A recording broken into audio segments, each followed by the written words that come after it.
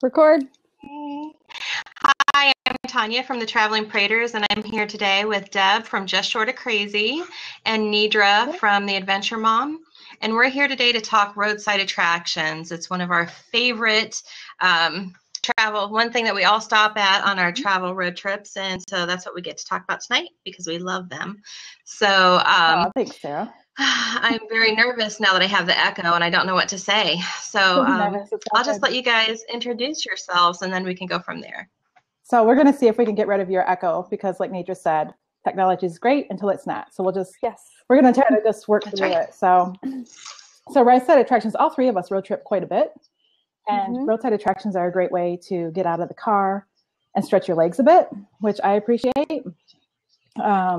So I have probably stopped at multiple roadside attractions across the U.S., but most recently, I got to stop and see Amelia Bedelia in South Carolina. So that was pretty cool.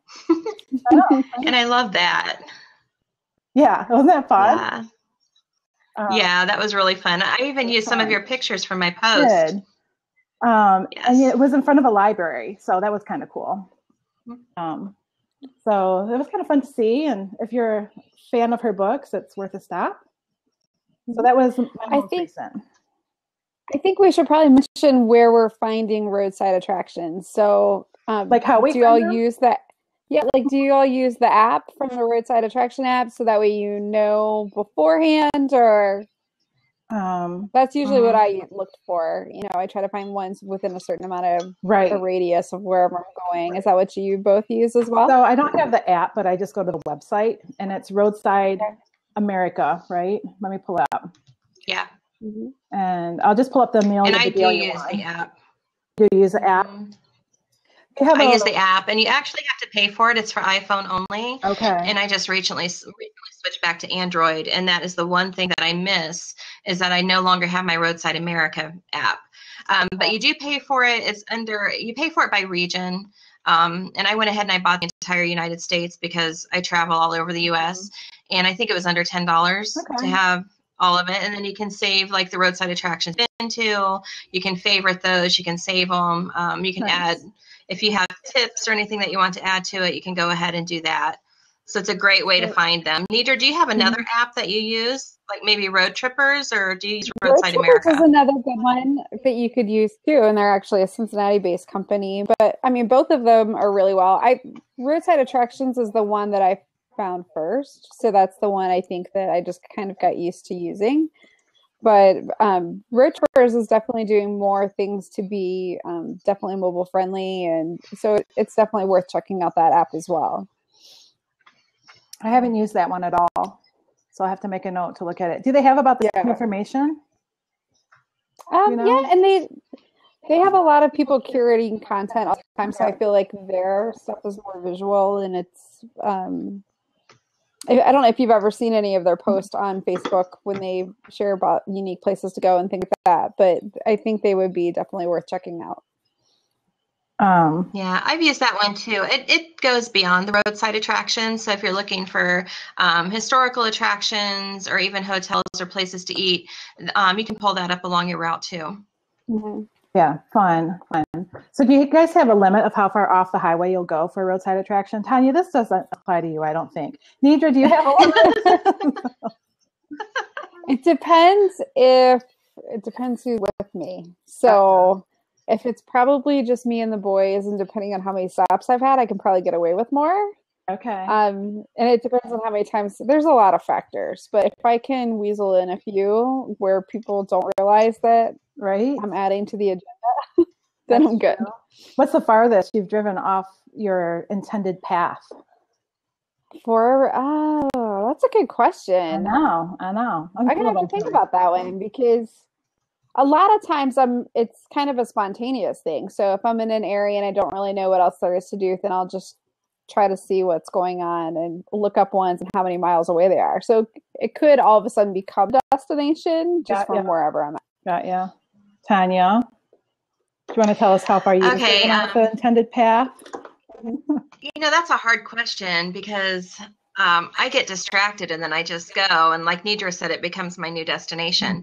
But if I'm just traveling like myself with the kids, it's we could go anywhere. But if it's with my husband, then it has to be within just a few miles from the highway or wherever it is that we're going. My husband and I recently drove across Colorado. We were on our way, well, we drove across Kansas on our way to Colorado, and we stopped to see the Monument Rocks, which was about an total hour time from the time like round trip, you know, from the highway to get back on the highway is probably just over an hour. That's probably the furthest I've been with him, but it was definitely worth the trip out. The Monument Rocks in Kansas, if you've ever been in Kansas, it's pretty flat. There are some slight rolling hills, I guess you would call it. But we got like way off the beaten path and down these dirt roads, and you drive across the cattle grates, and I was beginning to think that we were really lost. And all of a sudden you see these huge rocks just coming out of the ground, and they were really amazing. So that was definitely worth a stop. But he wouldn't let me drive 3 hours to see the giant ball of twine or whatever. that was out of the question. So what's been your biggest disappointment, where maybe either in your mind you thought it was going to be so much better, or you really kind of went out of your way to go see this roadside attraction and it was just not that great? Anybody have one that's just really subpar? Oh, I have a story, but I'll let Deb answer that one first. I don't. Or do you not have one? You looked like you had one, so. I'm trying to think of one. It's almost always something good, but go ahead and I'll think of it. My family did a Route 66 trip a couple years ago, and one of the things that I really wanted to do was Cadillac Ranch. That had been on my bucket list for a long time, like ever since I saw it. And so I was armed with paint, and I was just really looking forward to a great stop and great photos, because it's like a great photo op. Sure. And my teenagers absolutely had a fit because they did not want to stop there.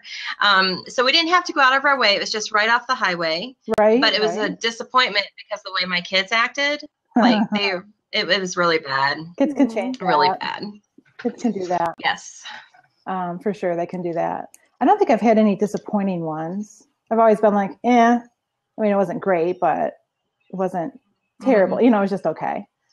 I have a creepy one. Will that count? But but not a creepy ghost one. Just like creepy, kind of weird. So y'all know those Precious Moment figurines? I don't even know where you buy them, but you all are familiar with those, right? Yes. Yes. There is a Precious Moments Cathedral in Missouri that is a little odd, to say the least. It is okay. No offense. If you like Precious Moments, it is definitely your jam. You're gonna love it. But for me, I was like, not so sure about that. I actually wrote about it. I just dropped the link. So it was basically a cathedral or chapel built as a monument to a child that had passed away, and so the whole chapel kind of had that vibe to it. So, yeah. But anyways, it's one of those interesting, weird, different ones. And that one has, you can only go there during like daylight hours or while they're open. And I prefer that my roadside attractions I can go anytime. So, Deb, you might find this one that's kind of near me interesting. It's a place called Haven, which is for ventriloquist dolls when they go to retire. No, not interested. So you can see hundreds of them at this museum that date back, I bet the place is haunted. It's very unique. So that might be an interesting one for you to check out. And there's only one in the world. And I had no idea. There's a good reason. It's on a residential street too, so it's very interesting. And cool. I'll make a note of it, but I'll never stop. But thanks for sharing. Dolls just creep me out. So, oh man, I don't know. I think one of the neatest ones that I've seen was I had to write it down because I didn't remember, Vandalia, Illinois, and it's actually a fire-breathing dragon.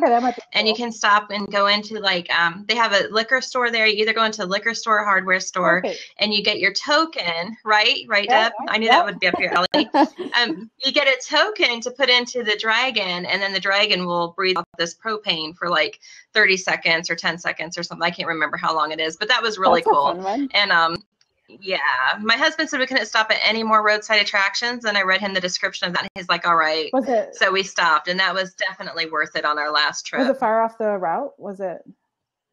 Did you have to go a long ways off? It isn't. No, it's I'm trying to remember what route we were even on. It's 70. We were right on 70, and so it was like 5 minutes. Nice. Yeah, real easy on and off, and you just want to make sure you get there when the liquor store's open or the hardware store's open, so you get your token. Well, the liquor store is and then the dragon breathes out fire at this little knight that's standing beneath him. So God, that's fantastic. So, do you remember the name of the liquor store? Because I bet they're open late. And it'd be cool to see the dragon at night. Just thinking. It would. When it's dark. So it would. Kind of like that. So Katie with Indie with Kids wants to know where that was. Where the dragon was. Vandalia, Illinois. Okay. Did you find it on the Roadside America site? I actually found it on Instagram. Somebody had posted a picture on Instagram. And we were on our road trip when I saw it, and so I had to look it up. And we had actually spent the night before. Before I saw it, we had spent the night like 2 minutes away from where the dragon was. I didn't even know about it. So I made a point to look it up on my way back through. So you find pretty cool things on Instagram. Of course, everybody's favorite or should be favorite social media. My favorite. I love it. That's awesome. Let's see. Somebody's been to Vandalia a couple of times and didn't know about the dragon. Well, add it to your list. There we go. Yeah, fun one to add. Have either one of you, when you went to, have you both been to Hocking Hills? I know you have, Tanya. Yep. Have you been there, Deb? Yep. Did you go to the Pencil Sharpener Museum? No. So it's kind of a random little, it's at the visitor center when you visit. And so just, I mean, a lot of them, like I recognize ones from when I was a little kid. And then there's hundreds of them. So it's kind of an interesting, I mean, it'll take you like not even 5 minutes to look at it, but if you're already there, it's kind of cute. And then, I mean, you get information from the visitor center anyway. They give us great tips for where to hike and everything while we were there. So it's worth just popping in and checking it out. It's right there. Do they give you a pencil sharpener as a token? No, they should. Add that. It'd be a great idea. Right? Yeah, they don't. It costs them pennies. I love it. You know, also while you're in Hocking Hills, Nidra, did you see the world's largest washboard there? No. And I'll drop a link on the side. They actually make washboards still in Hocking Hills. There's a factory that does that. And I guess people still use them somewhere, but they have a washboard festival every year there in Hocking Hills, and they have the world's largest washboard hanging on side of the factory. So you can see that there. That's really fun. And then another quirky attraction in Hocking Hills is the hurricane tornado-proof home. I'm not even sure what to call it. It's a sphere of a house. It's just the shell that's left there now. But you can see that. I know I wouldn't recommend going in it. It's kind of on private property, and it's kind of falling down, but you can still see the round sphere, and that's kind of fun just to stop and look at that. That's and to read the story about it. Yeah, that's interesting. I'm stuck on the washboards. Like, so they still manufacture washboards?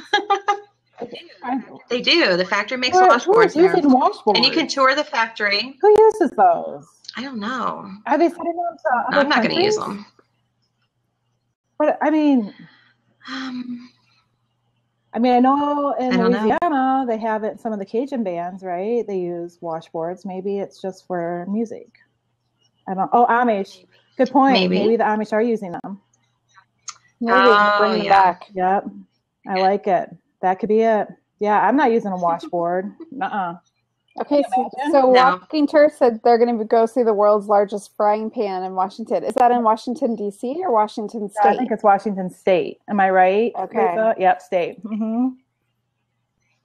That'll be fun. That's fun and quirky. That'd be a good photo op. And in Washington State and in probably Oregon, there's probably lots of roadside attractions for Bigfoot. Oh, I'm pretty sure. Yeah, I'm pretty sure.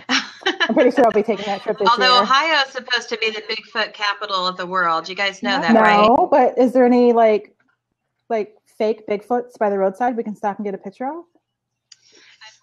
I've looked and I have not seen fake Bigfoots. I know. But I guess you can see the real thing near Salt Fork, near Cambridge. Really? Will you make sure you go out and take a picture for me? I've been there, and they actually do hikes at the state park, Salt Fork State Park. A naturalist will take you out at night, and they will do Bigfoot calls. And they've said that they have heard Bigfoot. Okay. but they don't really know what Bigfoot sounds like. So, right? Yeah. I guess Bigfoot does like wood knocking on trees and different things Maybe like that. So. I didn't want to stick around and find out because I'm kind of wimpy. Stop it. Come on. Bigfoot, the paranormal stuff, that just isn't I'm putting my it on thing, my list. so. Salt Fork State Park, Ohio. There you go. Night hike. Got it. Well, I know, Lisa, when you're in Washington State, look for Bigfoot statues and stuff for us and take pictures because I have to see that. I'm planning to go to Oregon just for all the Bigfoot stuff. So, and maybe there's some haunted hotels that we can throw in, but you know.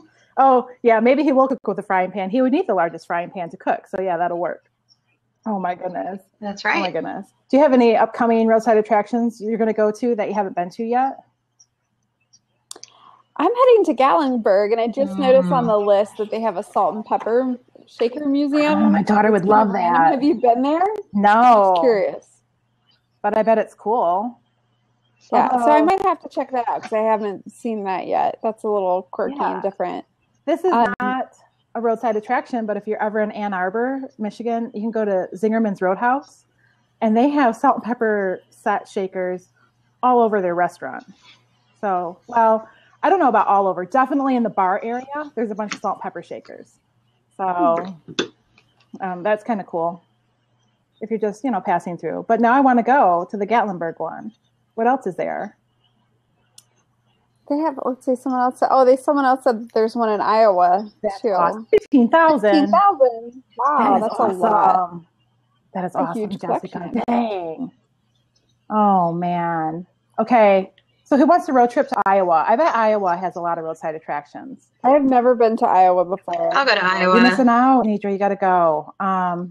So I'm going. I'll be through there in May. So I'll look at some things and maybe plan a trip for us. A roadside attraction trip. How fun would that be? Away, right? I'll just jump in your suitcase and go check out Iowa for the first time. I'm game. That's fine. I have a car. Okay, sounds good. A matchstick marbles. Well, what's that, Lisa? The matchstick marbles. I don't know what that. She dropped us a link to look at it. And the roadside. Oh, that's something that we have to do more of. Is the rest areas usually have really odd roadside attractions at them. So that's worth looking at. Have you guys ever found any at a rest stop? Yeah, Iowa, actually. I think they had, isn't Iowa one of the states that has like different things at the roadside or the rest stops? I think so. They had a literary one that was really cool. They had like a giant pen, like a, they had some really cool things in Iowa, but I have no idea where at in Iowa. That was when we were just passing through. I have some pictures somewhere, but that's it. Dang. So I want to go to the Enchanted Highway in North Dakota. So what's that? The Enchanted Highway has like these giant roadside attractions all the way down the road. So that's one of the things that I want to see. They're like birds, and I can't remember what all they are now. Sculptures? Like this farmer, and they're sculptures. So I can't remember exactly how many there are, but I'm hoping to go there this year and check those out. So I want to jump in your car when you go. And come on, Lisa dropped us a link. There'll be our roadside attraction road trip. Cool. Oh my gosh, so cool! Who knew? There's a place. Okay, well, no, this is awesome. I like the giant farm family. Okay, you guys, hop over to the site and see that. That's cool. And they're building more. Oh man. Okay, when I was looking up things for this blab, I actually found the National Park Service has lesson plans on roadside attractions. So I just dropped that link. Just drop that in the sidebar so you can look at that. And it talks about the history of roadside attractions, which is fun. I mean, they serve their purpose. Everything like that was made giant and huge to get people's attention. And I think it worked. Yep. I know I noticed roadside attractions when I was little. There were giant dinosaurs in Marblehead in Ohio. And we used to drive by them all the time, and my grandparents would never stop. But I always wanted to go there. So I think that's where my obsession for roadside attractions came from. I'm not sure. But another one of my favorite ones, the Van Gogh, the giant Van Gogh painting that is in Kansas, in Goodland, Kansas. Have you seen that I one, Deb? haven't. How far is that from Kansas City? Okay. Is it quite a ways? I don't know how far it is from Kansas City. A couple hours at least, probably. I don't even know. This trip. It's closer to Colorado. Goodland is closer to Colorado than it is the other side. Yes. But we actually stopped there just to see the Van Gogh easel. And then when we were on our way back through, I had picked up a brochure and realized that there are little easels all around Goodland. They have like 4 parks, and they have easels painted by local artists. They're not as large as the Van Gogh easel, which you can actually see from the interstate. Wow. But they're still very cool. And so we stopped to check those out. And then we also learned that a farmer had done like different sculptures, like metal sculptures. So there's like a grasshopper. Reminded me of things that I saw when I was researching the Enchanted Highway. There were some things like that. So we drove out to see those too. So if you're road tripping along I-70 in Kansas, make sure you stop at Goodland, because there are some really cool things there to see. That's awesome. So if you have a person who in your family who loves comic books, like this, anything superhero, the Hall of Heroes, have either one of you been to that in Northern Indiana? So it looks like, and that's close. Yeah, it looks like the Hall of Justice, but it's behind like a residential home, and so, but it's a giant collection. I think it's the largest Metropolis is right. Private collection of all types of stuff with superheroes. So you see, I mean, thousands of comic books. You see movie memorabilia. It's really interesting. My kids would love that. It's worth checking out. Yeah. Yeah. I'm making it out. Okay, so it's behind a private residence. Is that open that everybody can go, or you just see it from the road, or how is that? Yeah, you can pay to go into the museum. I'm just saying it's kind of like off of a street. It's not in an area that you would think a typical museum would be at. Gotcha. Oh, okay. Yeah, and it's kind of smaller, but they pack a ton in. And apparently there's a Superman museum in Metropolis, Illinois. I've always wanted to go there, but I haven't been there. Me too. Dang. I can't even. Well, there's actually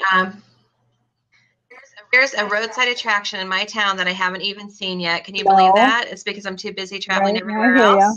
We have a local museum, and it has just local stuff. But Westinghouse is one of the factories that is in Mansfield, where I live, and they have Electro, which is this giant robot. I think he was, I don't even know what year he was created. I haven't seen him yet, but he was walking across the bridge to Canada, I think, for one of the World Fairs, and he could smoke. So that was like a big thing then, that this robot was made to be able to smoke. And so he's right here, and I've never seen it because the museum has limited hours. They're only open like on weekends or something, and I'm not generally home. And then it's only open for a few months, during the year. But that's one of the things that I want to see. So don't overlook the roadside attractions close to home. And there were ventriloquist dolls that could also smoke. Don't. Just in case you change your mind, Deb. No, I'm not changing my mind. No. I will do ghosts. Yeah, that's just a little creepy for me. I don't know. I will not do dolls. Dolls freak me out. I do not like them. So give me the ghost any day. And Chester, Illinois is home to Popeye. Have you guys been there? No. It's all in the Midwest here, so there's all kinds of stuff. Now, Tanya, didn't you go to some roadside attractions in Southern California? Yeah. I did. Yes. I actually went to see Gumby and Pokey. They are at somebody's house. Okay. So it was a little bit awkward, but their house has like their driveway is where you can just pull up and pull on through. Okay. So you don't have to like worry about backing up or anything. And you see Gumby and Pokey right away. And the house is actually for sale. So I'm assuming Gumby and Pokey will stay there at the house now. I'm looking to see if I have a link of that. Okay. I thought I did. I'm not sure where it is. But yeah, that was fun. And there's also apple boulders. There are these huge boulders beside the road, and somebody's gone through and they've painted them. And one was apples. They also have frogs there. I think I have some rams, which I did not see. That was a fun stop just right along the road. And I don't know what road it was. Yeah. Somewhere between San Francisco Valley and Los Angeles. The town is called Paris. Okay. Yep. I do remember that, Perris. but that's all I remember about that That's one. cool. So yeah, and I recently read about Salvation Mountain, which looks like a really cool roadside attraction. It's in Southern California. Okay. And so when I go to see my son in Mexico, Right. I'm hoping to stop there. Where's that? It's near San Okay. Diego. What is it? I think I've seen pictures of that on Instagram, like just real unique in the middle, right? Like, yeah, it's like in the middle of nowhere. And I read about it and I don't remember right now what it said because I read about so many things and I forget about them. But people, it's just all spray painted. Okay. It's kind of reminds me of like Cadillac Ranch where you go and you can spray paint your own things. But I don't know that you can spray paint your own. I think it's already done because I think they had an artist that went there and did that. Has anybody who's listening, have you been to Salvation Mountain in California or heard of it? It just looked really neat. Or any awesome, really fantastic roadside attractions we need to add to our list, our never-ending list. Right? It never ends. I'll never get everywhere. That's okay. That's okay. No. Anything else? have you, either of you, when you went to Detroit, have you been to Heidelberg Project? Not yet. No. Oh, that's a really unique one. We need to get there. Because it's a series of houses that have just kind of turned junk into art. And so the houses, like one house had stuffed animals all on the outside of it. One house, I mean, just stuff. It's very interesting. So it's definitely worth checking out when you go to Detroit. I'll be back by Detroit next week, so maybe I'll check it out. You need to go. Yeah. That would be fun. I know they had a fire at what? They were trying to maybe campaign so that they could get some of that restored. Nice. Detroit's fun, so I'm not opposed to going there and checking that out during the day. I'll go with you. I tend not hang around. I'll go check it out too. Who didn't like House on the Rock? Was that you, Tanya? No, I've not been to House on the Rock. Isn't that Wisconsin? Yes, definitely Wisconsin. I have not done that one. That's on my list to go there, but I haven't done that one yet. Lisa, did you like it? I heard it was awesome. I don't know if Lisa's been. She thinks we would like it. I probably would. Okay. Instead of doing House on the Rock, I've done a Frank Lloyd Wright house out there, near there. Oh no, we lost Nidra. Do you see that? She disappeared. We did. Maybe she'll come back in. Oh well. Sarah, what did you think of House on the Rock? Connie likes it. Oh, there's a carousel there. I like that. Okay. Well, hey, I'll be in Wisconsin this year. I can add it to my list. Me too. Dang. I'd love to go there. So much to see and do. I think you're following me, Deb. No, I think you're following me. Yeah, Sarah. I just added a link for a roadside attraction I just saw. It was the Handless Jocks roadside attraction in Marblehead, which is near Lake Erie. Okay. And the reason I thought that was so neat is because I've driven past it a million times, but I've never stopped to look at it. And then when I did some research on it, I found out that it was used to be in let me accept Nidra. I can't do two things at once. It used to be in my hometown. Like 2 minutes from where I live. So I thought that was really neat. That's cool. I'm going to look. And Nidra, I think Nidra's coming back on to join us. Oh, good. Okay. Oh, that's cool. It's like a big muffler man. Yes, it is. Only he has no hands. Except he has no hands. He has no hands. Sorry. When he was in Mansfield, he used to hold a tray that had subs. Okay. He was in front of a fast food place.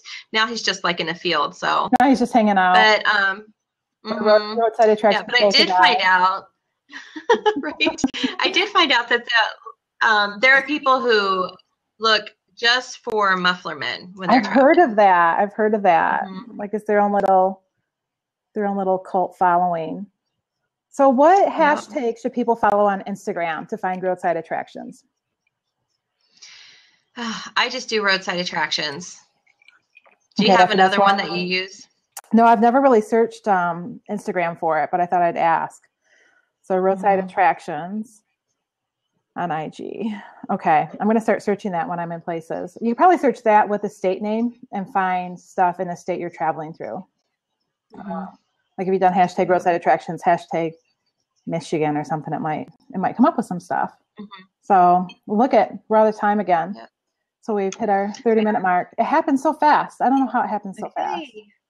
No, we could probably talk roadside attractions all day. I know I could. We'll probably have to talk about roadside attractions another time. We probably will. We should break it up by state. There's 50 blabs for us right there. You guys are welcome. There we go. We'll fill the whole year. That's right. Okay. All right. We'll go ahead and wrap it up. And thank you all for joining us here for our blab. And we will be back next Thursday. Deb, are we back at 1 o'clock next Thursday, or are we back at 8? I don't know. What do you guys want? Is 8 o'clock easier for people to join us, or is 1 o'clock better? I don't know. We could try 8 again and see. We've got 1 vote for 8. Everybody else has silence. 1 vote for 8. Okay. Well, Sarah says it depends on where she is. I completely get that. Right. It depends on where we are too. Right?